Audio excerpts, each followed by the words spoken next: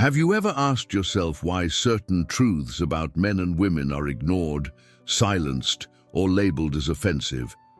Why, despite everything history, psychology, and experience have shown us, we continue to insist that men and women are fundamentally the same, not just in value, but in nature, motivation, and desire? Carl Jung didn't agree with that illusion. He believed that beneath our collective masks, beneath the social roles and polite expectations, there are primordial forces, deeply rooted psychological patterns that shape how men and women see each other, desire each other, and fail to understand each other. He called these forces archetypes, and one of the most important and most misunderstood is the anima, the feminine image inside the male psyche. While philosophers like Schopenhauer saw women through a lens of biology and instinct, Jung looked deeper. He saw that much of what men believe about women and what women expect from men comes not from rational understanding, but from projection. We don't fall in love with who someone is. We fall in love with what they reflect back to us from the depths of our own unconscious. For Jung, this explains why so many relationships are built on confusion and disappointment. A man does not see a woman clearly. He sees his anima, his inner image of femininity, shaped by childhood, myths, dreams, and collective stories. He falls not for a person, but for a symbol. And when reality eventually pierces the illusion, disillusionment sets in. This projection is not an error. It's a mechanism of the psyche. But the danger comes when we mistake the projection for the person. Jung believed that modern society encourages this confusion. We're taught to believe in soulmate fantasies, idealized love, and eternal compatibility.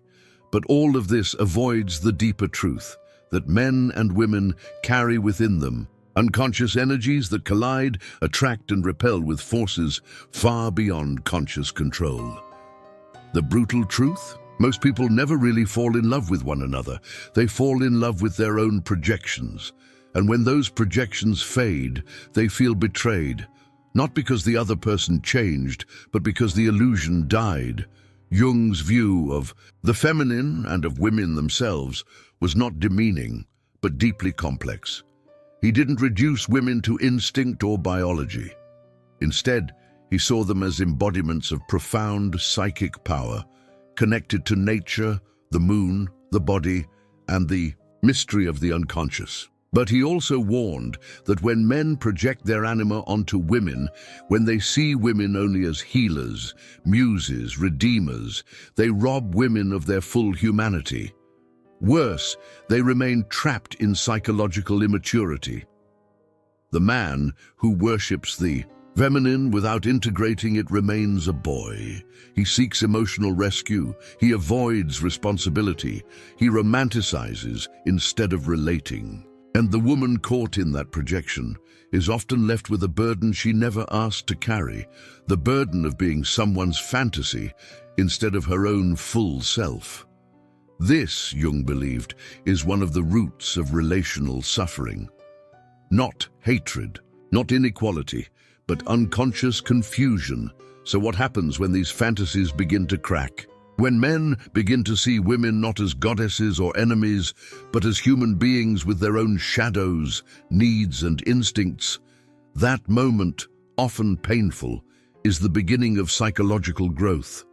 But only if the man has the courage to withdraw the projection and meet the feminine within himself first. And that is what no one wants to hear, because it means that love is not about finding the one. It's about facing the parts of yourself you've been avoiding. And that takes work.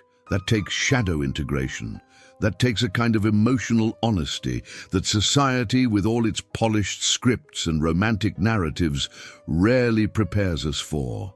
If the male psyche is haunted by a misunderstood anima, the female psyche wrestles with the animus, her inner image of masculinity. And just as men project onto women, women project onto men. Strength, salvation, security, danger. These mirrored projections fuel the attraction, but also the endless misunderstandings. Jung didn't say this to divide us. He said it so we could finally begin to meet each other beyond illusion, beyond projection, as whole individuals on the long path of individuation. But to get there, we must first confront the fantasy. Carl Jung did not believe that men and women were blank slates, sculpted entirely by culture and socialization. He acknowledged the importance of upbringing and environment, yes, but he also pointed to something older, deeper, and more difficult to confront: the archetypal forces embedded in our psyche, shaped by millions of years of evolution, experience, and myth. To Jung, the idea that men and women are psychologically identical is not just naive, it's dangerous. It blinds us to the subtle but essential ways our instincts, biological drives, and unconscious images shape behavior. When we ignore those forces, we do not become more enlightened. We become more lost, more reactive, and more likely to blame the other for what we haven't resolved within ourselves. Where Schopenhauer saw women as irrational and instinctive, in a demeaning way, Jung reframed this view. He saw instinct not as inferiority, but as depth, as connection to the unconscious, to nature, to cycles and rhythms men have long feared or tried to dominate. In Jung's model, women were not creatures of surface emotion, but guardians of the inner life. They carried the mystery of the body, the intuition of feeling, and the symbolic knowledge of the moon, the earth, the womb, all things forgotten. In a world obsessed with light and logic, but this connection to the instinctual doesn't come without consequence. Jung argued that just as men are often seduced by the illusion of control, women can be overtaken by the pull of emotion. Both genders suffer when they lose balance, when the conscious mind becomes dominated by what lies beneath. In women, the unintegrated animus can appear as cold rationality, sharp criticism, or possessiveness. In men, the repressed anima may emerge as emotional chaos, projection, or dependence. These forces are not chosen, they are inherited. They live within us, whether we are aware of them or not. And this is where instinct becomes so crucial, because instinct, when left unconscious, does not disappear. It controls from the shadows. Much of what we call falling in love, desire, or attraction is not a rational decision, but a movement of the psyche, driven by ancestral needs, archetypal longings, and unspoken inner wounds. For example, Jung believed that men often pursue greatness, not just to achieve, but to escape the fear of inner emptiness. The drive to build empires, to conquer, to invent, is often a compensation for the absence of emotional integration. Men externalize their energy, project it into the world, because they have not yet learned to face their inner feminine, the anima. And that's why many men feel deeply drawn to women who embody softness, beauty, nurturing, or intuition, not just because they find them attractive, but because those traits symbolize something missing within themselves.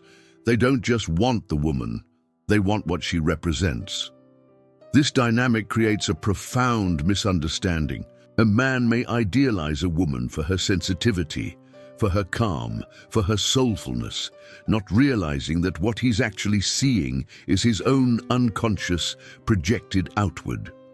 And once the relationship deepens and the projection begins to fade, he often experiences disappointment or anger. He might say, "She changed," when in truth she didn't change, the illusion did.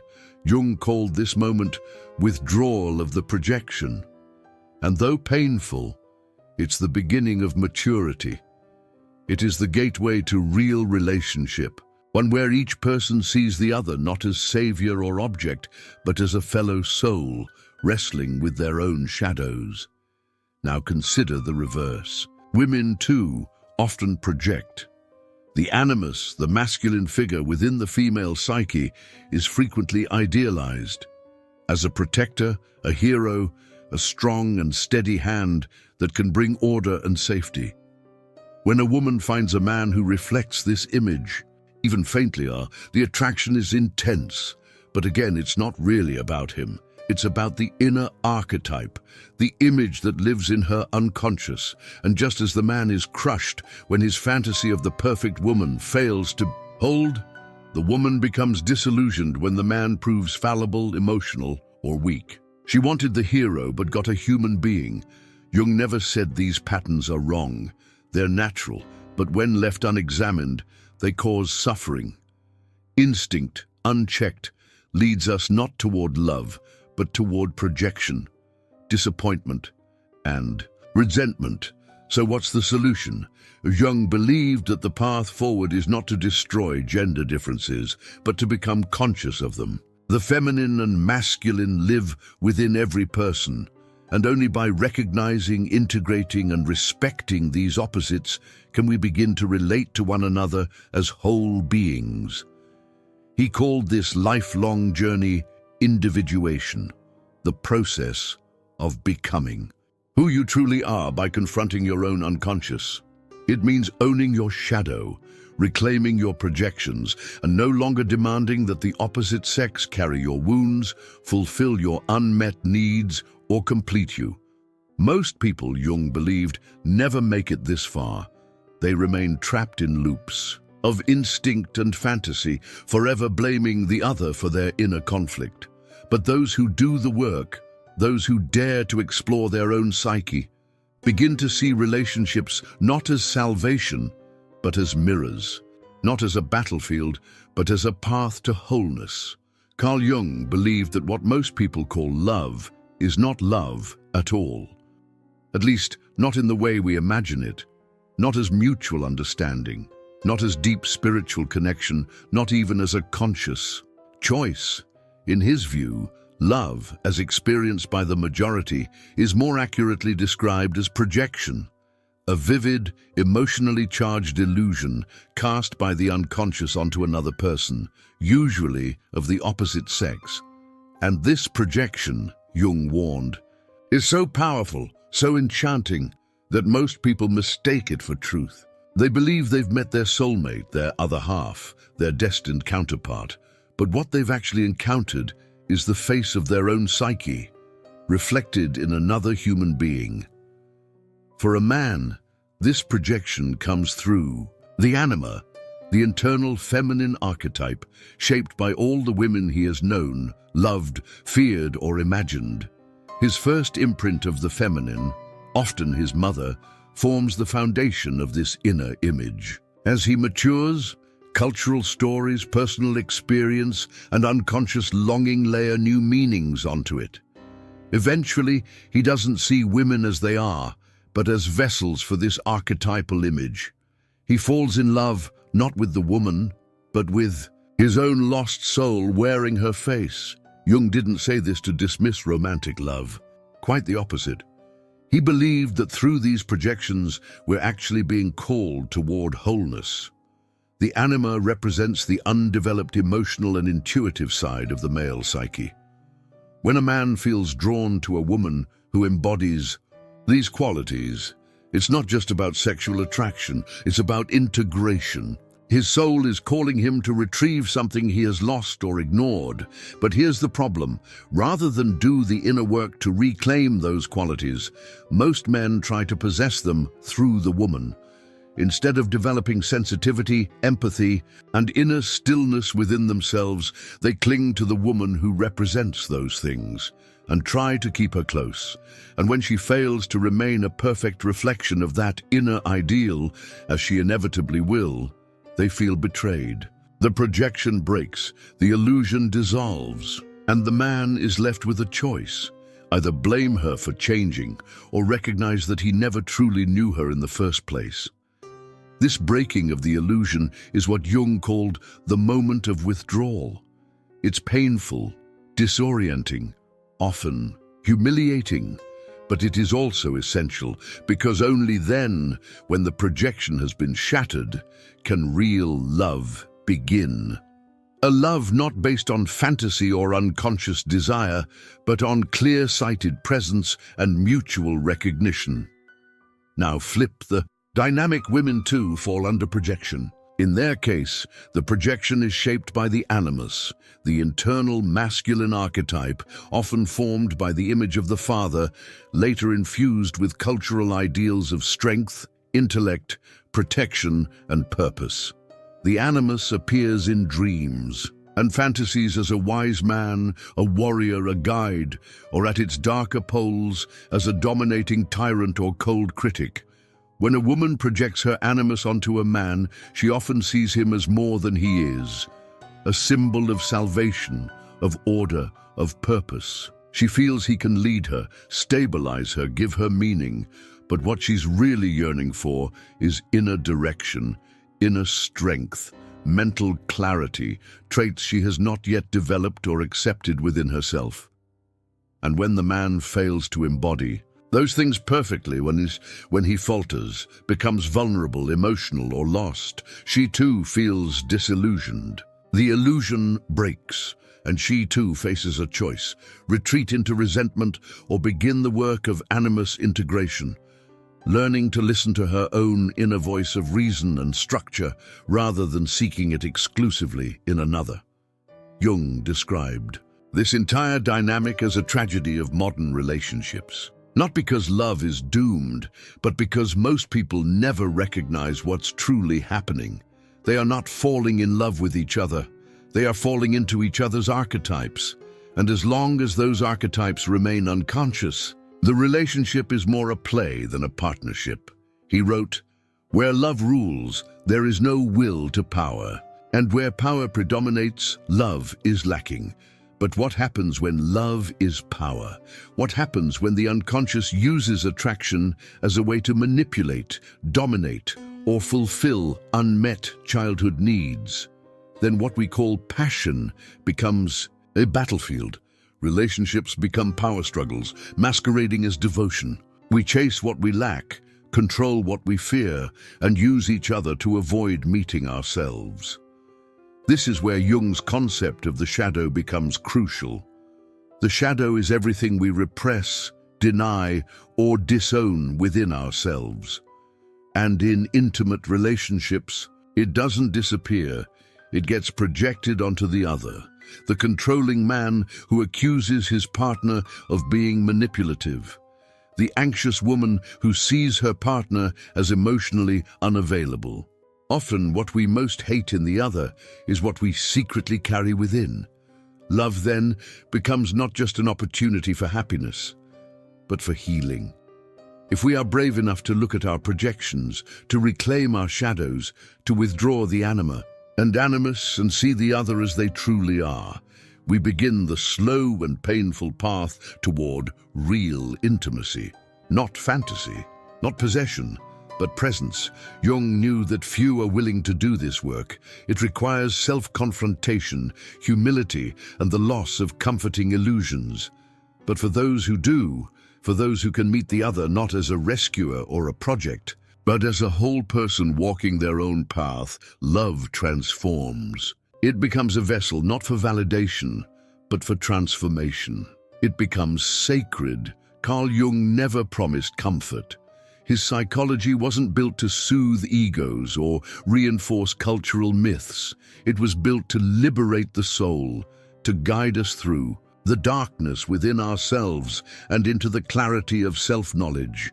And when it came to the relationship between men and women, he offered no easy path, no utopia of perfect harmony. What he offered was truth, and truth is never easy. The brutal reality no one wants to hear is this: most of what we call love is a mirror. Most of what we desire in the other is something missing in ourselves. Most of our heartbreak comes not from what the other did, but from the collapse of our own illusions. And that collapse is necessary, because only when the projection breaks can the real relationship begin. Jung didn't call for sameness between the sexes. He didn't claim men and women are indistinguishable souls in different bodies. He saw the feminine and masculine as complementary forces, each carrying unique wisdom, each carrying unique wounds. And when these forces meet unconsciously, they clash. But when they meet consciously, they heal. Love is not supposed to complete you. It is supposed to awaken you. If you see in the other something divine, ask yourself, is that divinity also buried inside me? If you are drawn to someone who brings you calm, safety, excitement, or strength, ask, what part of me have I silenced that craves that energy? Because until we do that inner work, we will continue to repeat the same cycle: attraction, projection, disappointment, blame. We will mistake our own wounded soul for the soul of another. And we will call that romance. Jung taught that the only way out of this cycle is through individuation, the long, difficult journey of becoming whole. That means meeting your anima, integrating your animus, confronting your shadow, reclaiming your projections, and standing not as half a person looking for completion, but as a full person willing to meet another, not to save or be saved, but to share the path. That is not sentimental love. It's not storybook love. It's not comfortable love. It is real love, and in a world drowning in illusions, that may be the rarest thing of all.